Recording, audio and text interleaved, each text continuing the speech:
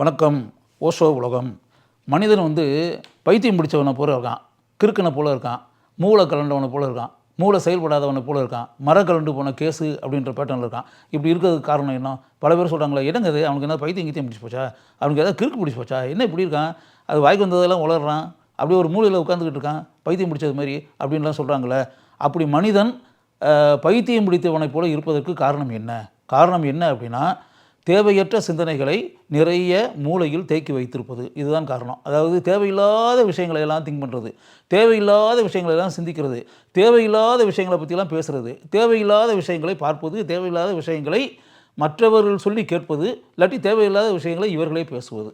எதுக்கு தேவையில்லாத விஷயங்கள்லாம் எதுக்காக? உங்களுக்கு எது தேவையோ அதை மட்டும் தெரிஞ்சுக்குங்க, உங்களுக்கு எது தேவையோ அதை மட்டும் பாருங்கள், உங்களுக்கு எது தேவையோ அதை பற்றி மட்டும் சிந்திங்க, உங்களுக்கு எது தேவையோ அந்த விஷயத்தில் மட்டும் கவனம் செலுத்துங்க, உங்களுக்கு எது பயனுள்ள விஷயங்கள் என்று நினைக்கிறீர்களோ அந்த விஷயங்களை மட்டும் வாசியுங்கள், படியுங்கள். உங்களுக்கு எந்த விஷயத்தை வாழ்க்கையில் உயர்ந்த விஷயங்கள் என்று நினைக்கிறீர்களோ அந்த விஷயத்தை மட்டுமே நீங்கள் தெரிந்து கொள்ளுங்கள்.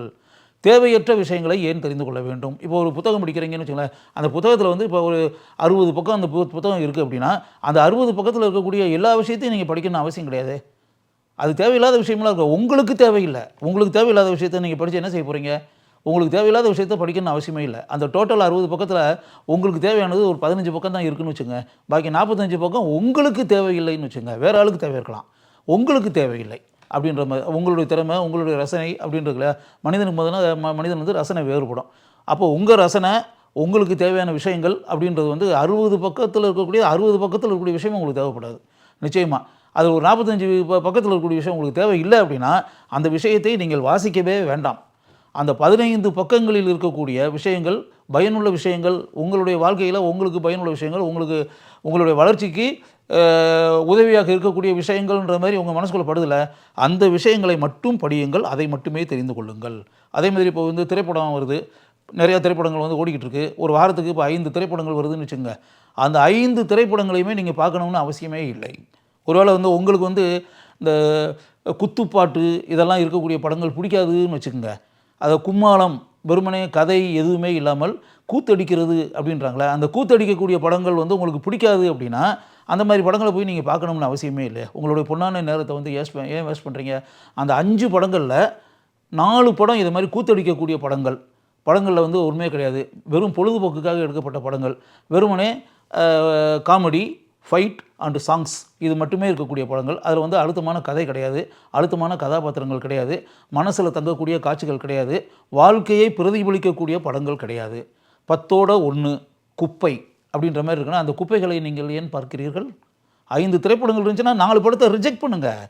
ஒரே ஒரு படம் நல்ல படம் இருக்கா, அந்த ஒரு படத்தை மட்டும் பார்த்தா போதும். அப்படி வந்து வெட்டித்தனமான விஷயங்களுக்கு உங்களுடைய நேரத்தை செலவிட வேண்டாம், ரிஜெக்ட் பண்ணிடுங்க. அப்படியே குப்பையில் தூக்கி வீசி எரிஞ்சின்னு இருக்குல்ல, குப்பையில் தூக்கி வீசி எரிஞ்சிருங்க. அதேமாதிரி உலகத்தில் இதே மாதிரி மனிதர்கள் நிறையா இருப்பாங்க. எல்லா மனிதர்கள் கூட நம்ம பழகணும்னு அவசியமே கிடையாது. ஆக்சுவலாக ஒரு 100 மனிதர்கள் இருக்காங்கன்னு வச்சுக்கோங்களேன், நம்ம பழகிறது மாதிரி வந்து அந்த 100 மனிதர்களில் 2 பேர் தான் இருப்பாங்க, பாக்கி 98 பேரும் நமக்கு தேவையில்லாத ஆட்களாக தான் இருப்பாங்க. அந்த 98 பேர் கூட நம்ம பழகணும்னு அவசியமே இல்லை. ஏன்னா அவங்க வந்து வெட்டித்தனமான விஷயங்களில் கவனம் செலுத்தி பொறுக்கித்தனமான விஷயங்களில் ஈடுபட்டுக்கிட்டு இருக்கக்கூடிய சமூக விரோத மனிதர்களாக இருப்பார்கள்.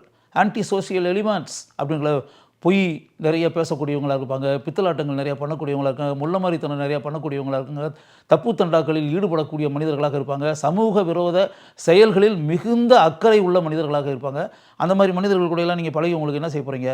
அவங்ககிட்ட இருந்து அவாய்ட் பண்ணிக்கிறதே நல்லது. பொய் பித்தலாட்டம் இருக்கக்கூடிய மனிதர்கள்ட்டிருந்து நீங்கள் விலகிருங்க. விலகி நல்ல மனிதர்கள், 100 பேரில் 2 பேர் தான் நல்ல மனிதர்கள்னு வச்சுக்கோங்க, அந்த 2 பேர் கூட மட்டும் பழகுங்க, பேசுங்க.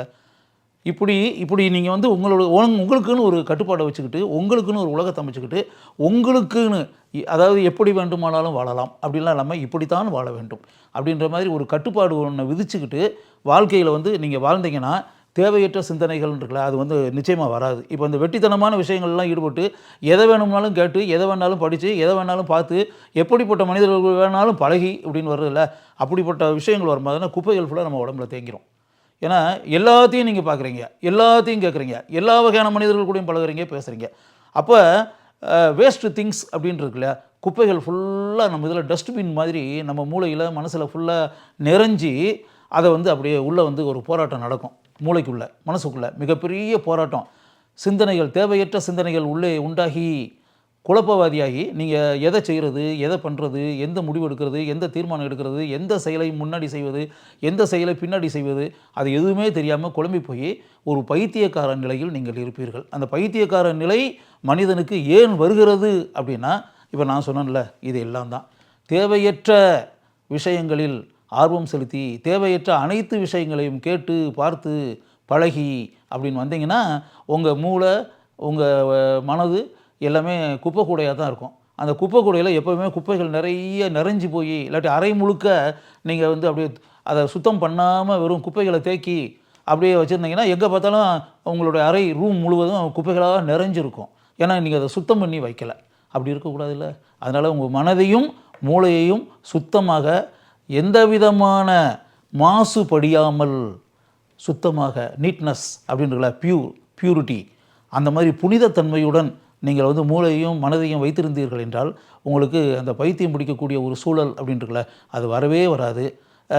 அவன் என்னைய கிறுக்கு பிடிச்ச மாதிரி இருக்கான் அப்படின்னு மற்றவங்க சொல்கிறாங்களே, கேலியும் கிண்டலுமாக, அப்படிப்பட்ட நிலை வராது. நீங்கள் வந்து அப்படியே மனசையும் மூளையும் புனிதத்தன்மையுடன் வைத்து பாருங்கள். அப்போ பாருங்கள், ஆக்சுவலாக உங்கள் மனசு அப்படியே மென்மையாயிரும்.